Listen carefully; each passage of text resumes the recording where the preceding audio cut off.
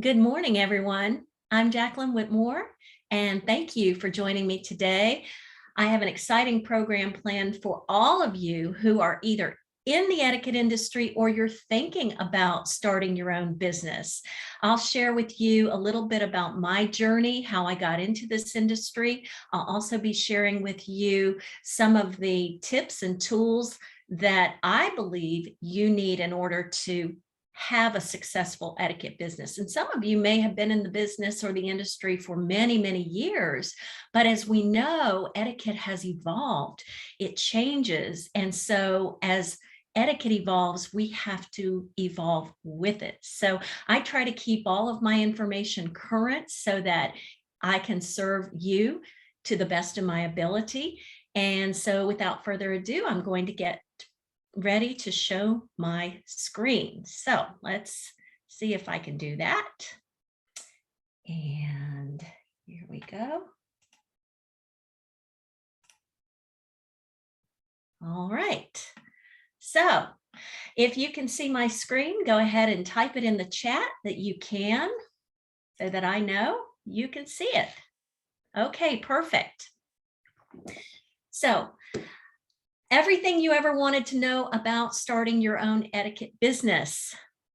Welcome.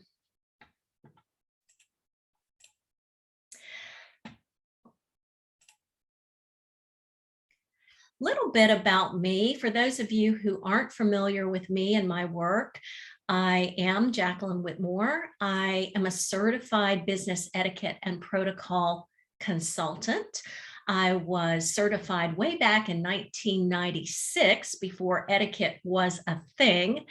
And I am also a certified speaking professional. And what that is it is the highest award conferred on an individual from the National Speakers Association. You have to keep track of how many clients you have, how much revenue you've earned over the years, and if you meet a certain criteria over a 5-year period, you're awarded this distinguished certification.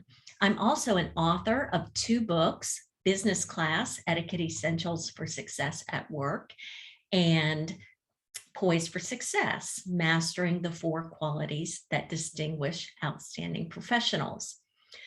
I have a bachelor's degree in broadcasting from the University of Florida. Go Gators.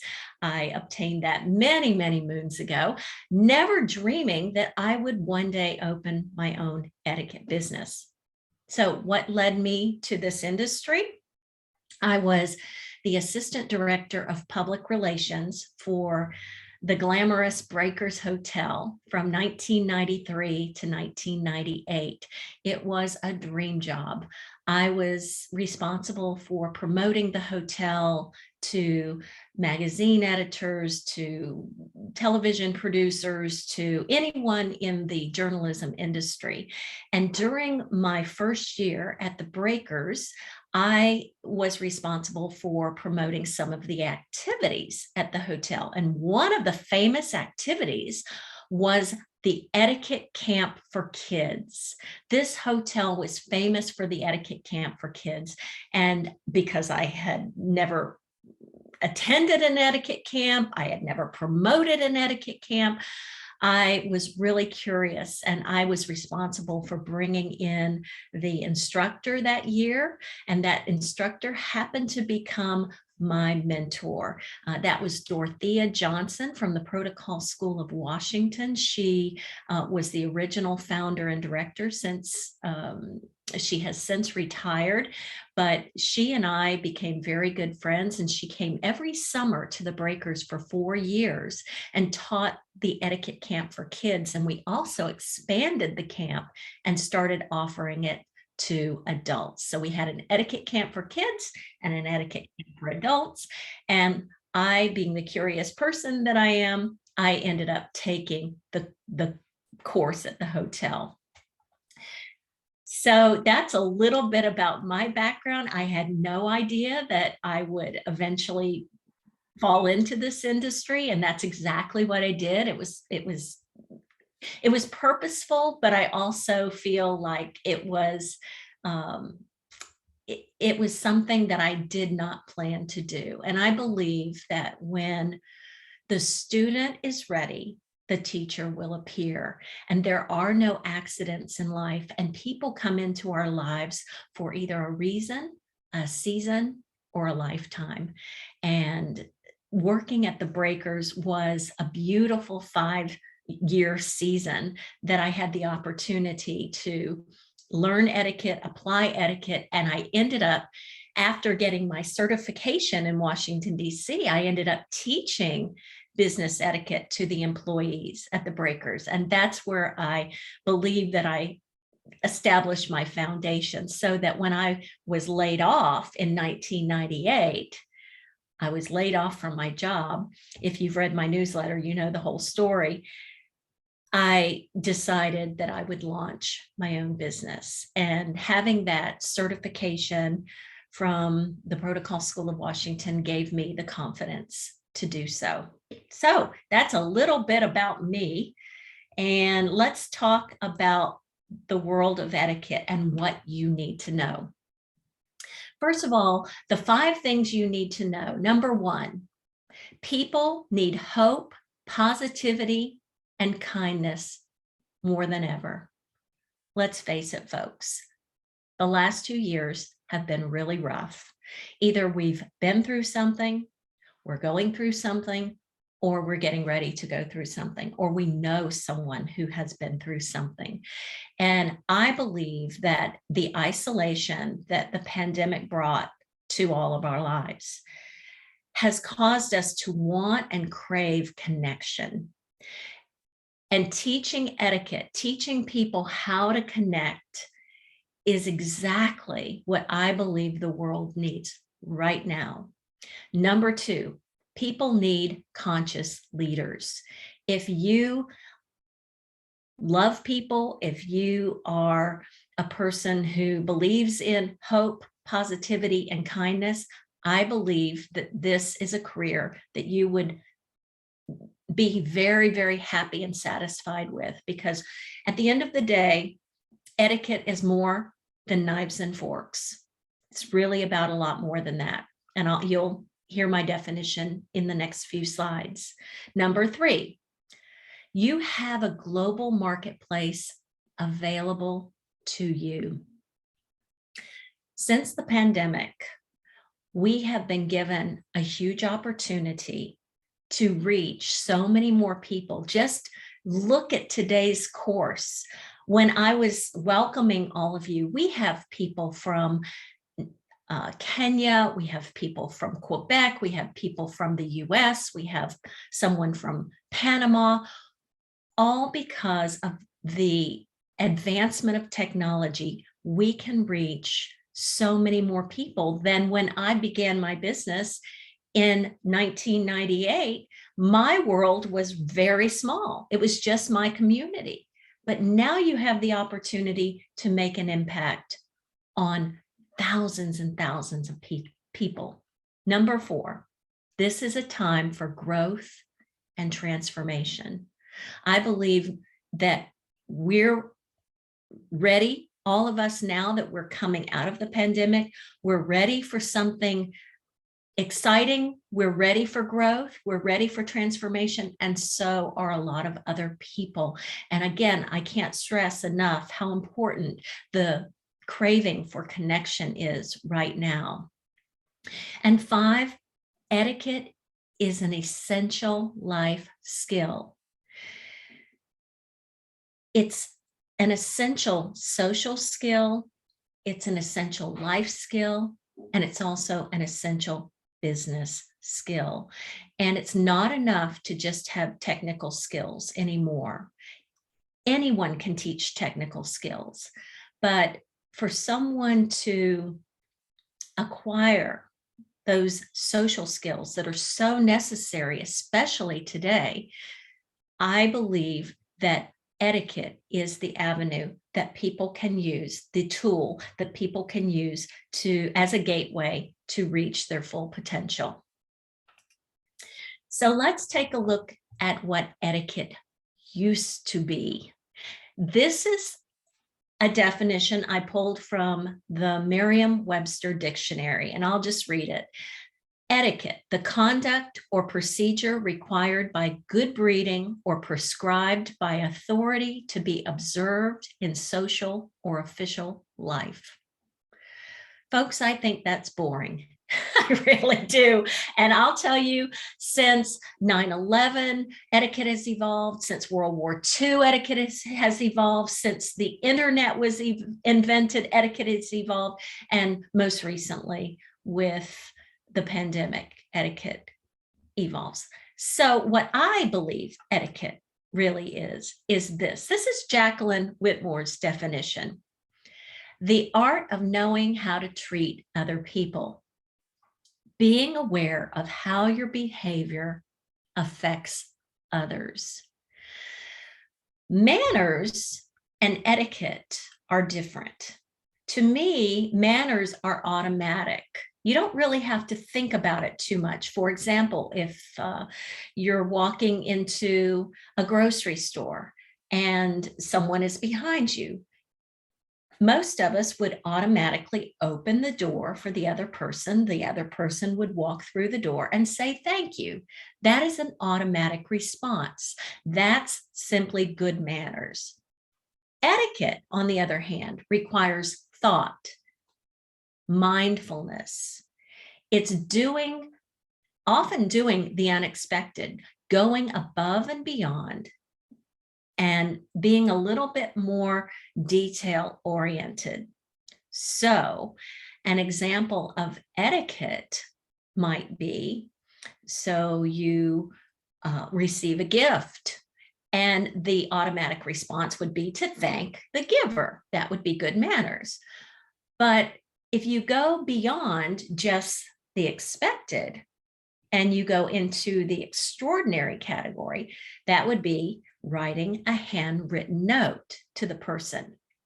That, to me, falls into the etiquette category because it's being mindful of how your behavior affects other people. So when they open your thank you note, they're pleasantly surprised. It is something that people don't do automatically. In fact, I believe that the art of writing handwritten thank you notes is a lost art. And we should be reviving that, but that's a story for another day. What does success look like to you? So if you're new to starting your own business, you might be excited, you might be afraid, you might be myriad other emotions could be going through your mind. And some people think that to become a success is going to be smooth sailing, but nothing could be farther from the truth. What it looks like to be an entrepreneur, a business owner, looks more like the diagram you see below. There are a lot of hills and valleys and peaks and potholes and derailments. And we all know life happens. So we might be on a course, but something might happen in life that could derail us for a little while. So it's not necessarily the goal that's important. Not to say goals aren't important. It's really a good thing to have goals. However, it's the journey that you take and the lessons that you learn along the way that will help you achieve those goals. It's really the habits that you establish that will help you reach those goals. So if you're really sincere about starting your own business, you must work on it every single day, even if it's just putting in 1% of effort, just doing a little something. Maybe one day you write an article, maybe one day you just write a paragraph, maybe one day you write a sentence, something to get you a little bit closer to that goal. So that's my definition of what success looks like. This magazine, or actually this is a newspaper article that came out in August of 1998. It was an article that was published by the Palm Beach Post, and this is me I know I look about 12 years old in this photograph, but it was right after I started my business, and I was 33 years old. I wish I was that small. What happened? But when I decided that I would start my own business, I remember being laid off from my job, and I came home. I was so disappointed. I was devastated. And I said to my husband, I would really like to start my own business now, because I had already started teaching etiquette courses at the Breakers and a few courses on the side and making a little extra money. But I thought, I'm going to go into this business full force, both feet in. And he said, okay, if that's what you want to do, we'll convert our attic into an office. And that's what we did. And that's where this picture was taken, in our little teeny tiny attic. And because I had worked in public relations, I had a relationship with the business editor at the Palm Beach Post. And I sent her a press release, and I talked to her about this course that I was going to put together for the public. I mean, I had no clients, zero. When you're starting your business, you're literally starting from ground zero. And so I decided to contact a local hotel in Palm Beach and rent a room for the day and put together a program called Dine Like a Diplomat. And I was going to charge $129. I was going to serve a meal and present this program for 4 hours. Well, once this article hit the Palm Beach Post, my phone started ringing off the hook. Now, this is the days before the internet. 1998, and some of you remember these days very well. I remember knowing this article was going to come out the following Monday, and I panicked because I had a phone number, but my phone number was not listed under my company name. And I knew this article was going to come out. And yet I had to scramble and call the phone company and say, can we switch my phone from a personal line to a business line? And that's exactly what happened. I was scrambling because it wasn't like people could Google me after this article came out. Those times were not current yet. And I was able to fill that class as well as the next class. And publicity breeds publicity. Another article came out about me in the Sun Sentinel. Then another one came out in the Miami Business Journal. And another one came out in the Miami Herald. And it just snowballed. Why? Because I wrote one press release, and it was the press release that I believe launched my business, which is the Protocol School of Palm Beach. I was living in the Palm Beach area at the time, and that's why I named my school the Protocol School of Palm Beach. So you just never know the magic of publicity and where it will take you. So let's take a look at what you need in order to start a business. When I started in 1998, I had very little capital. In fact, I took my severance pay and I bought a computer, a fax machine, and a printer. That's all I had. Oh, and then I also purchased a business license, because in Florida, where I live at the time, I had to have a state license, a county license, I had to have a fictitious name, and I also had to have a city license. So it took some legal steps to get the business launched. But I believe that aside from the legal aspects, you have to have a few things. And one thing that I truly believe in is an internet presence, a strong internet presence. Because if people can't find you, then what's the point of even having your own business? And you can have a beautiful website, but if your web designer doesn't know how to properly adjust the SEO, the search engine optimization codes, people aren't going to find you. So you really have to think about hiring a great web designer as well as a web developer. And some companies do both. So step number one, get a great website. If you can't get a website going right away, because it usually takes about 4 months. Sometimes I think it took me 6 months to get my newest website launched. I had a lot of time during the pandemic. So that's when I started putting my nose to the grindstone, and I started doing my branding and my photography and my website, because I had plenty of time to do it.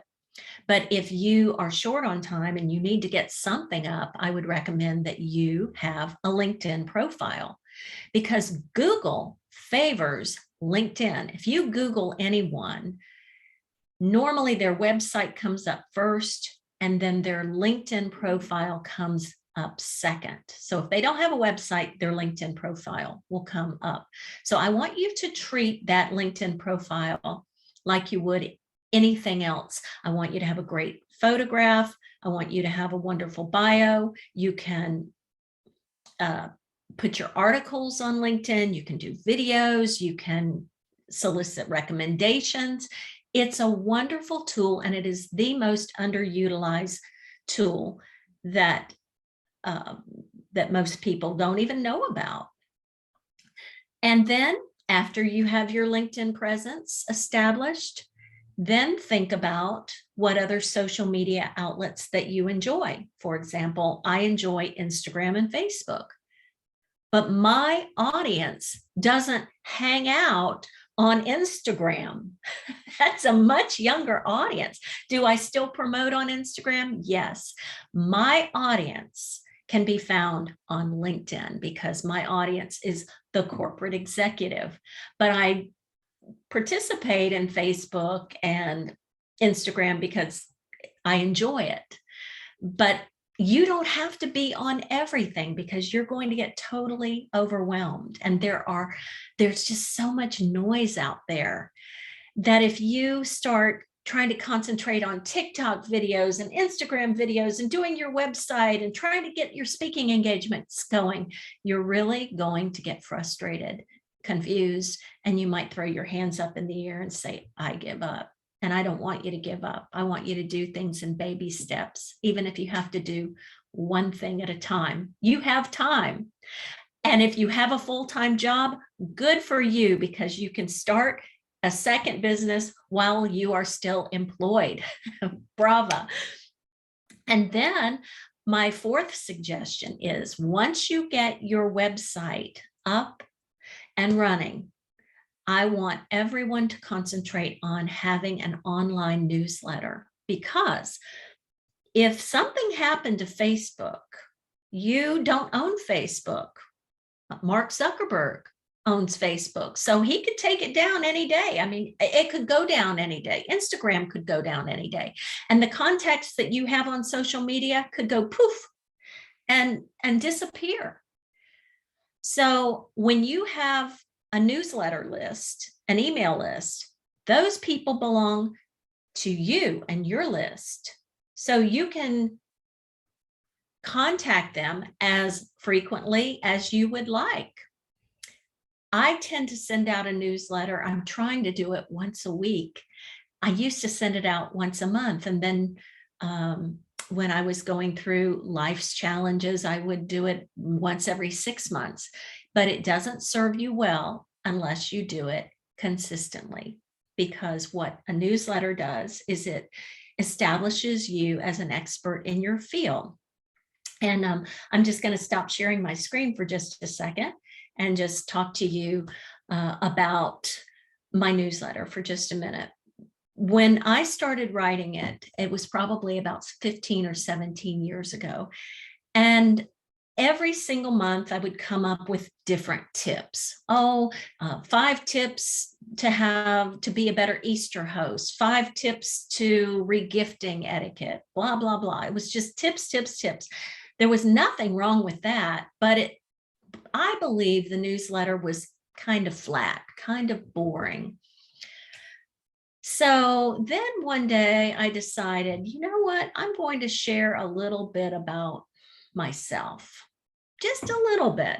And I'm a very private person on the zodiac scale. If you believe in astrology, I'm a Scorpio. So you know how private. Scorpios are. If you don't believe in that, that's fine too. But anyway, I believe that when I started opening up and sharing who I was as a human being and little bits and pieces of my life, people started to connect with me. People started to relate to me. People started seeing me more as authentic and vulnerable.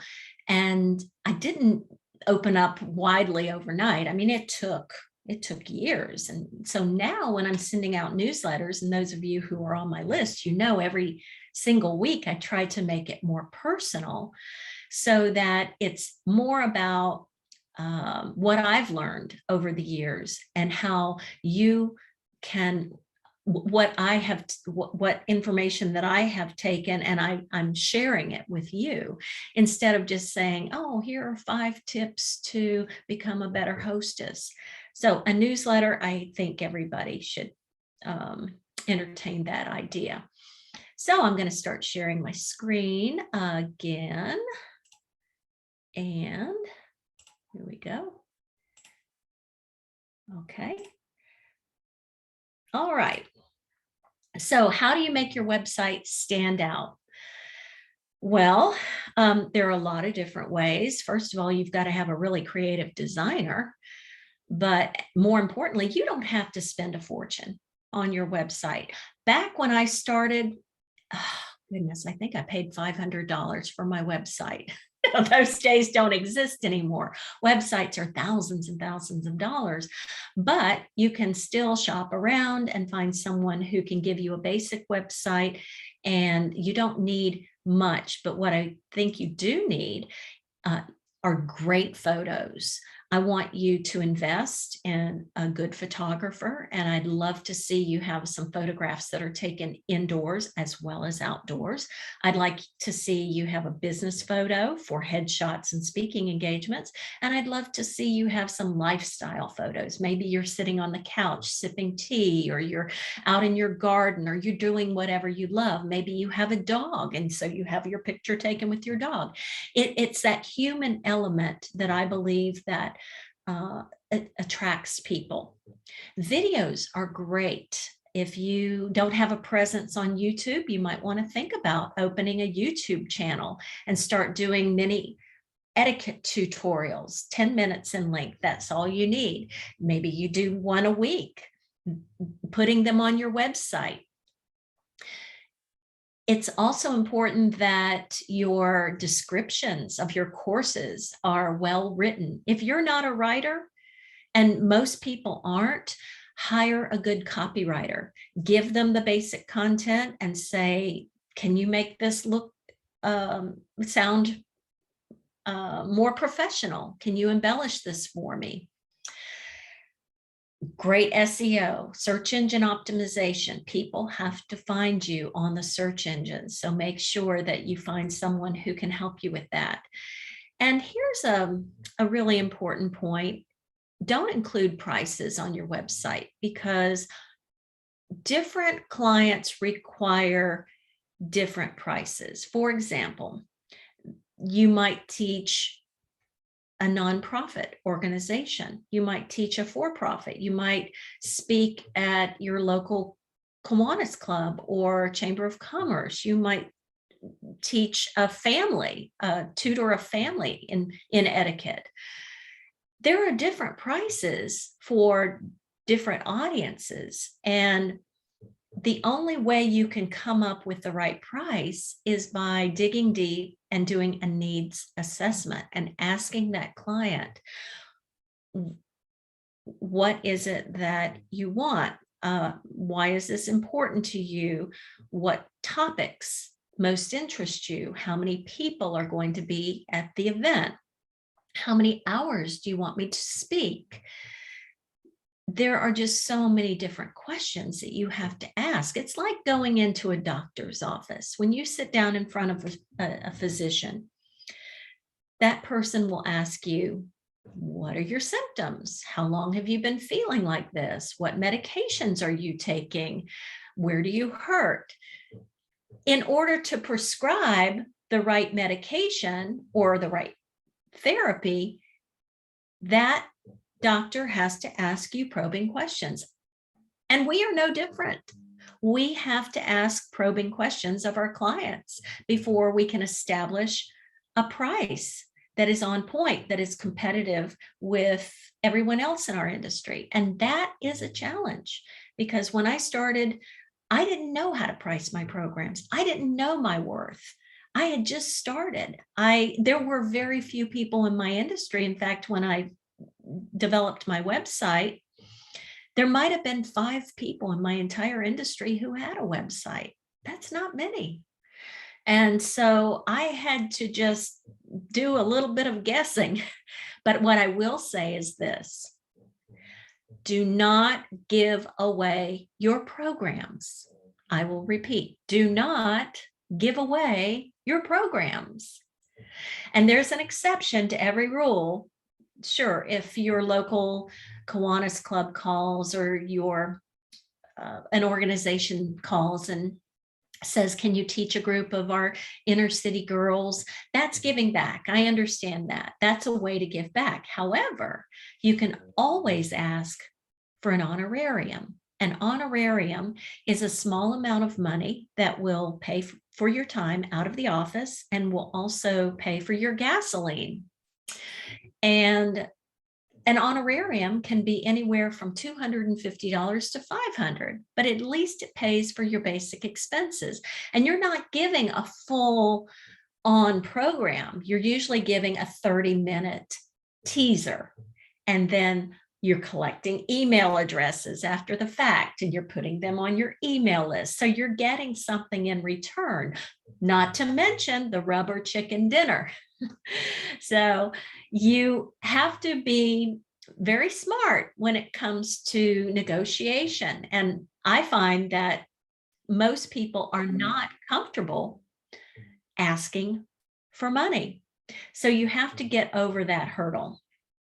So let's keep moving. So we talked a little bit about how to price your programs. So if you've got a pen and a piece of paper, I want you to write this down. Here are some questions to ask your clients. Number 1, how did you find me?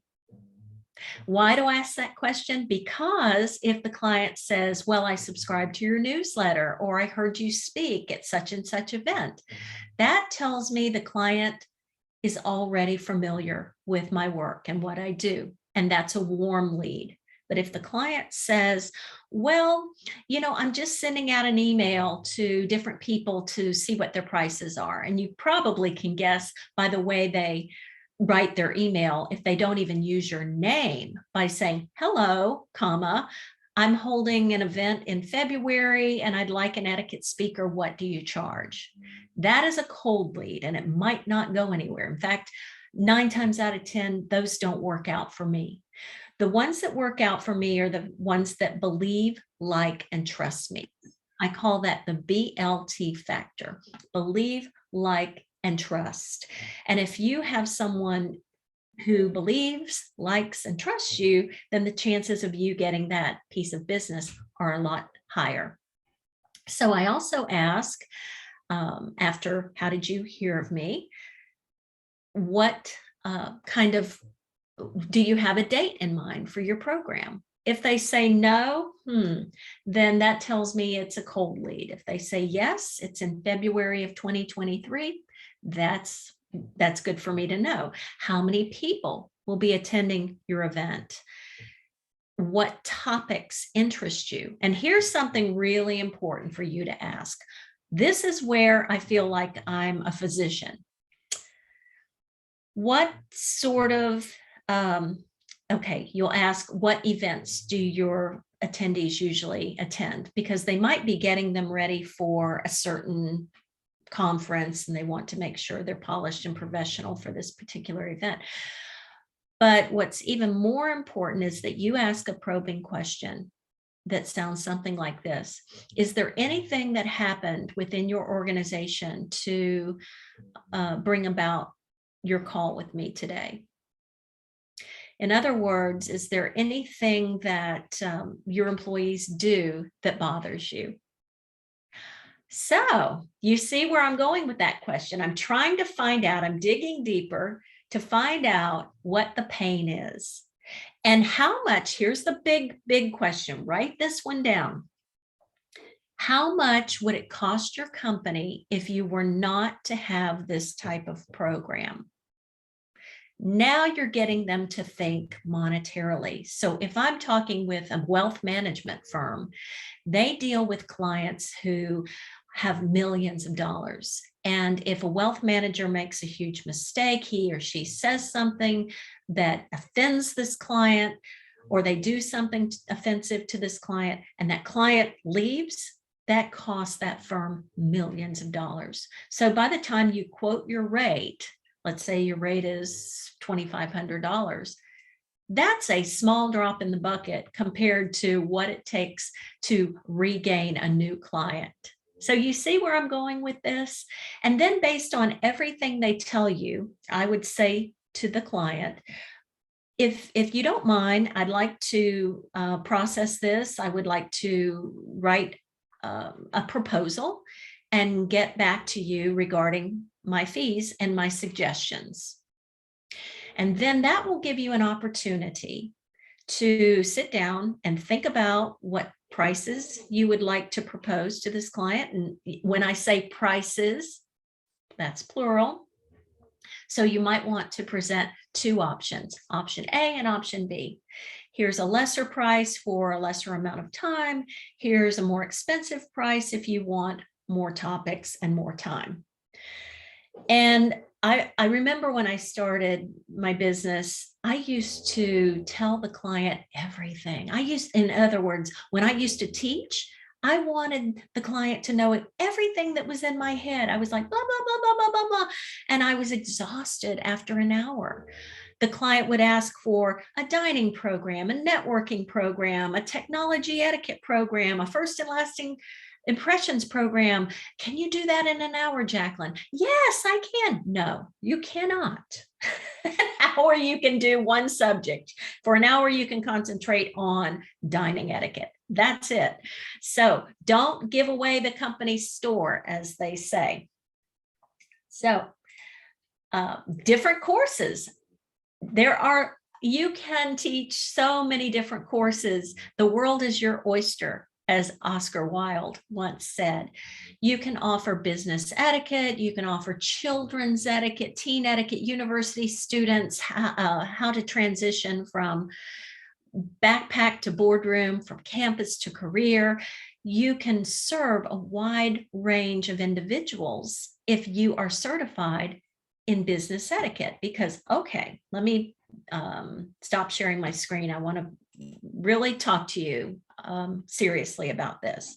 So I get calls from people who want to become etiquette consultants, and they say to me, well, I really want to teach children's etiquette. And I said, well, great. That is wonderful. Do you think you might ever teach adults? And they say, well, yes, I think I will eventually. Well, why do you want to make two investments, one in children's etiquette and one in adult etiquette? And we all know an investment in training is quite an investment. So this is how I approach this question. If you're eventually going to teach adults, I think that you can make more money in the long run teaching adults than you can children. Now, some people may disagree with me on that. It's interesting because when I get a call from a parent and she says to me, I would love for you to teach my 3 children. And the first thing I ask is, how old are your children? Well, one child is 13, one is 10, and the other is 5. A 5-year-old is a 13-year-old is a big jump from a 5-year-old. Wouldn't you agree? So what I'm going to teach a 13-year-old is not the same content as I would a 5-year-old, but she wants me to teach all 3 kids. And so then I say, well, and I tell her just what I told you. And I always encourage the parents to take the course with the children. Why? Because when I leave and I leave them with the material, who is going to reinforce it? It's the parents. So I always recommend that mom and dad, or at least mom or at least dad, attend so that they can reinforce the information. But usually when they say, no, I don't want to do that, will you just teach the children? Okay, well, then you tell them your price. And maybe let's just say they want a 3-hour program. And you say, well, it will be $250 per child. That's a lot of money. That's $750 for 3 hours. But that's a private program. And then they look at the price and they say, $750, I could buy a lot of shoes for that. I could, not a lot. We all know what shoes cost. But then they start thinking about baseball and soccer and all the other activities that they can use that money towards. And etiquette seems to be the last thing on their list. So when you are working with corporations, you can command a higher price. So that's why I say, if you can get certified as a business etiquette consultant for adults, you can always adapt the material to accommodate teenagers and university students and even children. You might have to change the slides a bit, but dining is dining, eating is eating. So you just may have to make it a little bit more youthful if you're talking to children. So that's why I'm real conscientious about saving money, but doing it in a methodical way. So I'm going to share my screen again and we'll continue on. Okay. And remember, if you have any questions, we're going to take them at the end and you can type them in the chat. You can be the smartest, most knowledgeable etiquette expert on the planet. But if you aren't entertaining and engaging, you are not going to make money in this industry, because to many people, etiquette conjures up feelings of snobbiness and pretentiousness. And that word etiquette can be a real big turnoff to some people. In fact, when I'm working with my corporate clients, they will say, well, can we call it something else? Can we call this course something else? My answer is always the same. We can call it whatever you want, because we all know the person with the gold rules, and that client is paying you. So they can come up with a different name, or you can come up with something. But if you don't have a lot of interactive exercises and team building exercises, every 7 minutes, an adult has to be entertained. If you think about when you watch television, commercials are usually every 5 to 7 minutes. Why? Because our attention spans are so short. So you've either got to be asking questions, getting people up in the front, moving. And that's where a true professional really comes in. Yes, get your foundation. Yes, learn everything you can about the world of etiquette. Become an expert. But then you have to learn to apply the information. What can you do to make it fun and engaging? And when I go into speaking engagements, only 50% of my programs are knowledge-based. 50% are entertainment and education. Some people call that edutainment. So here's one example that I do in the very beginning. I put people in teams, and I put them in teams of 2. And I always insist that they sit next to someone they do not know well. And so I'll say, I want you to interview your partner for the next 5 minutes. And I want you to find out the following. What was the first album they ever purchased? And if it's a young group, I have to say, what's the first musical download you ever purchased? Because they don't know what vinyl albums are, or what's the first cassette or 8-track tape. Number 2, what's your favorite dessert? And number 3, what is your superpower? So this is a fun exercise. I call it my icebreaker. And then the participants interview each other, and then I ask them to stand up and introduce their partner. And tell the group about their partner. So this is just one of many, many exercises that I do. And it's super simple. It's a no-brainer, but everybody seems to like it. So whenever I do teach, I always want it to be fun. I want it to be memorable. And as I said, it's important that you know everything you can about etiquette. You may even, those of you who love etiquette already, you may have so many books in your library. I didn't even take my first etiquette course until I was 30 years old. So I was a late bloomer. But if you're interested in this industry, and whether you're working full-time or you want to do etiquette as a side hustle, or if you want to make it your full-time career, I offer a virtual Train the Trainer program. And this is a program that I started during the pandemic. We all had a lot of time on our hands, remember?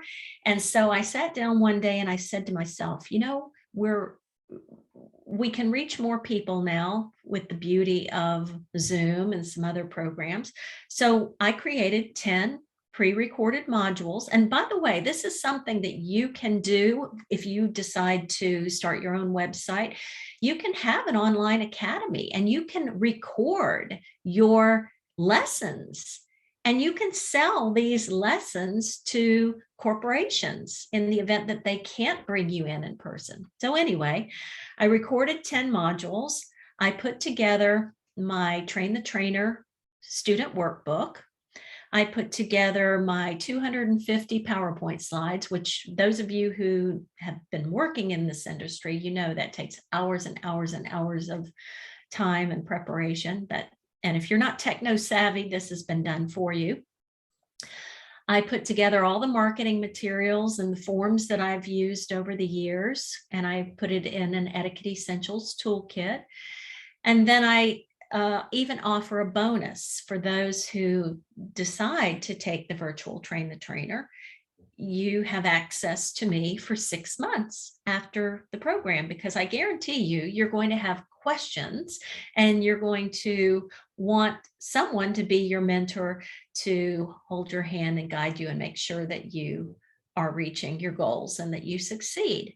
So I decided I would offer that as part of the program. And also, certificate of completion is very important to some people. And when I was trying to figure out how to price this program, I thought, well, you know what, this is really worth about $10,500. However, people can't pay that right now. I mean, people won't pay that. And you have to be realistic when you're setting your prices. So I decided that I would make it more affordable for people who wanted to launch their own business. So I priced it at $3,500. And since 2020, I've sold dozens of these programs. And I know some of you who are on the call, you've purchased this program. So you can vouch for me if you want to write something in the chat. You know that there's a lot of value in this, especially in the coaching. And then it's important that you offer a payment program if you're going to do an online academy, so that people can afford it. So right now, for you all who are in this session, if you are interested in the online virtual Train the Trainer program, just send me an email and I'll extend a 3-payment program to you, which will spread it out and make it more affordable. The price will go up $1,000 on April 30th. So might be some incentive for you to sign up sooner than later. And one last thing before we do Q&A, I want to let everybody know that if you are interested in teaching children, I have a Train to Become a Children's Etiquette program on my website. You kind of have to search for it. You go to the store and you'll see it there. And it's for all the PowerPoint slides and for the workbook and for a certificate, it's only $297. So don't tell anybody about that. I haven't changed the price on it yet, but it's available and it's ready to go. If you need to train someone at your church or at your child's school, it's ready to go. And so what we're going to do now, I think I have a few minutes left. I would love to entertain some questions. So right now I'm going to stop sharing my screen. And before I do that, if you would like to stay in touch with me, I'm on most of the social media outlets, including Facebook, LinkedIn, Instagram, and Twitter. So I'm going to stop sharing my screen. And if you have a question, please type it in the chat. So while you're having a chance to think about your questions, I do have a question here that someone sent to me ahead of time. Dear Jacqueline, what have been your biggest challenges and obstacles, and how did you overcome them? What are your biggest challenges and obstacles, and how did you overcome them? Thank you for that question, whoever sent that in. The biggest challenge I believe any entrepreneur has is the feast or famine factor. What do I mean by that? Well, we just experienced it. I mean, you can be having a good year and you can have clients calling you left and right, and you can be busy and teaching and writing and speaking and blah, blah, blah. And then all of a sudden, life happens and a pandemic hits. And all of a sudden, the world changes and everything dries up, including your bank account. That, to me, I think has been the hardest challenge, is because when you are a business owner, you don't have a consistent paycheck coming in, unless, of course, you're a coach, I suppose, and you have frequent clients, but you're always trying to attain new clients all the time. So marketing is everything in this business. It's like a tree falling in the forest. When the tree falls, if there's no one around, they don't know you exist. They don't know the tree fell, because you have to have a good marketing plan, and you always have to be consistent. And that's why I say the newsletter, it's a very affordable way of staying in touch with people so that they believe, like, and trust you. So if you have a question, type it in the chat. I don't see any yet. Maybe I was very comprehensive. In the meantime, I think we'll read one more. Okay. Okay, what has been your most effective marketing strategy to grow your business? Well, in the beginning, I would speak to any group that would listen. I would contact the Kiwanis Club and the Chamber. I would join women's organizations, and I would just speak for 30 minutes. I would give a mini tutorial on dining etiquette, or a mini tutorial on handshaking, or a mini tutorial on remembering names. And that is how I started getting my name out into the community. And that's a very slow, old-fashioned way of doing it, but it worked. But then when I wrote my first book, which came out in 2005, it was published by a traditional publisher, and that book was put in places that I had never been before, maybe in Dubuque, Iowa, or in Fairbanks, Alaska. And it really catapulted my career when I wrote that book, because it established me as an expert, and it also gave me confidence to call myself an expert. So I would definitely recommend that as you progress in your industry, that you do write a book, you do write articles, because that's what will establish your credibility. So, all right, I think we are out of time, and I want to say thank you to all of you who took your precious time to spend with me today and to be here and to learn more about this wonderful industry. And if you have any questions after today, please feel free to email me at info@etiquetteexpert.com. Again, those of you who are new, welcome. Those of you who are my existing clients and friends, welcome back. So thanks so much for joining me, and we'll see you next time. Take care. Bye-bye.